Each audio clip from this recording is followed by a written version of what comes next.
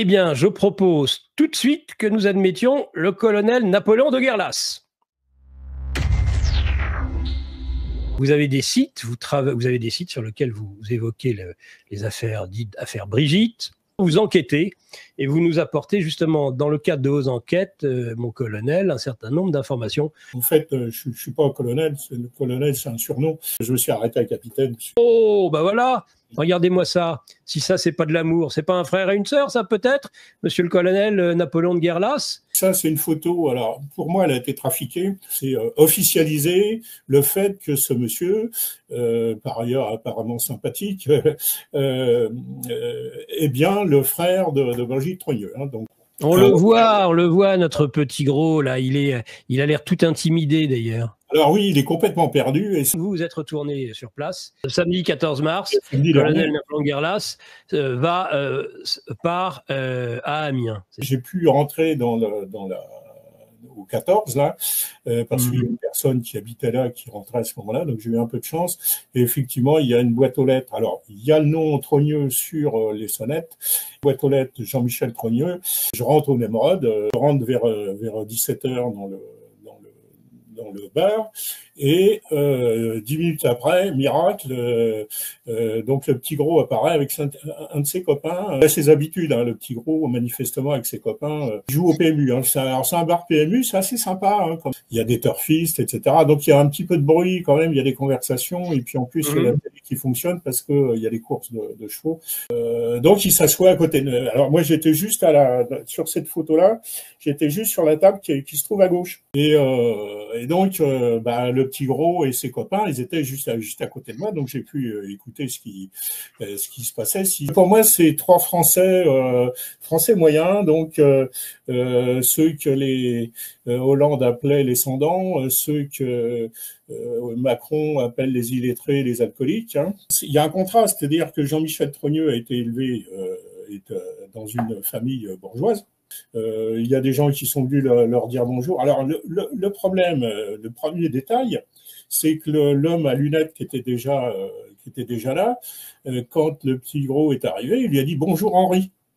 Ah bah alors il s'appelle Jean-Mich ou Henri, c'est qui ça? Et plus tard, il y a un jeune qui est arrivé, qui lui a dit bonjour Jean-Michel. Donc, alors effectivement, c'est plausible dans le sens où s'il faut qu'il tienne le rôle de Jean-Michel, il a dû être présenté à beaucoup de gens comme Jean-Michel, mais là, il avait affaire à ses copains, c'est vraiment ses copains intimes.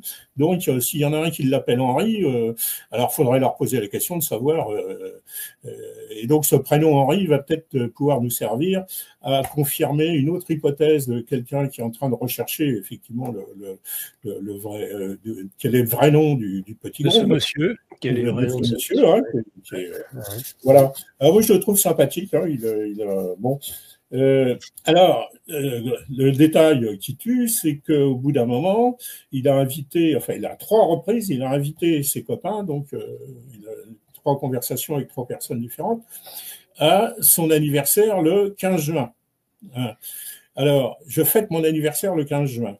Alors, ça ne veut pas dire qu'il est né un 15 juin, mais aux alentours. Et donc, alors que Jean-Michel Trogneux, le vrai, est né un 27 février. Donc, on ne fête pas ses soi-disant 80 ans, hein, puisque Jean-Michel Trogneux est né en 1945. On ne fête pas ses 80 ans 4 mois après, pendant l'été. Voilà, c'est stupide. La cohérence de date entre la date de naissance officielle de Jean-Michel Trogneux et ce que nous raconte le petit gros, c'est complètement incohérent. Donc c'est pas lui, hein, voilà. Alors j'ai pu l'observer quand même. Alors on me dit que bon, les oreilles ça peut se modifier au fur et à mesure du temps, mais entre les oreilles en chou-fleur de Jean-Michel Trogneux sur les photos de jeunesse, hein, on est bien d'accord, hein, puisqu'on n'a pas d'autres photos après. Et puis celle du petit gros, puis elle ressemble pas du tout. Enfin, moi, ça n'a rien à voir. Voilà.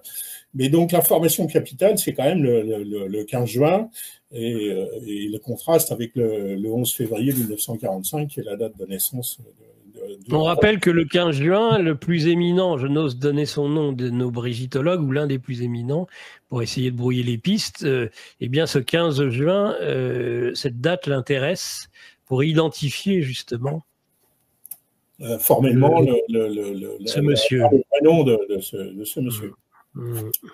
Voilà. Si on me contredit sur ce que je raconte, bon, bah, il suffit de me convoquer puis de me confronter avec les trois copains, avec la patronne du bistrot, avec le serveur, etc. Et puis bon, on arrivera bien alors, moi, j'ai pas l'habitude de raconter des fake news et des blagues dans ce genre de trucs, hein, parce que d'abord, c'est hyper dangereux, et puis c'est pas trop dans mon état d'esprit. Hein. Donc, résumons, il est impossible que le petit gros soit Jean-Michel Trogneux, c'est impossible. Et donc, par conséquent, bah, le personnage Brigitte Macron, pour moi, enfin, pour conserve tout son mystère. Oui, on va dire ça comme ça. Voilà. C'est une vidéo, donc évidemment, on ne saurait trop vous renvoyer au site Précibus ainsi qu'à vos deux sites, mon cher colonel. Alors, gardefrance.fr. Le site, c'est action-patriote.fr. Toute la difficulté qu'on a tous, que ce soit Alain Béran, Labosse, Xavier Poussard et moi-même, plus d'autres, toute la difficulté, c'est qu'on doit rester dans le cadre légal, sauf voilà, et donc on n'a pas les moyens d'investigation. Moi, avec tous les éléments qu'on a tous pour retrouver le vrai nom du petit gros, un enquêteur un petit peu malin, ça va lui prendre 2 jours. C'est très facile, avec tous les éléments qu'on a, il suffit de convoquer les gens et puis leur poser des questions. Hein. Voilà.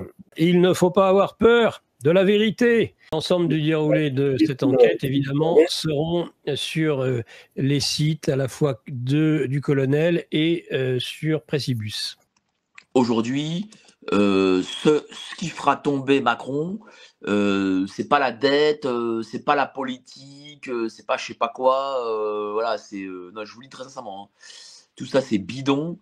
Ce qui fera tomber Macron, je le dis comme je le pense, c'est cette affaire. Voilà, c'est pour ça que j'ai fait cet appel, pour que les médias alternatifs parlent de cette affaire, parce que seule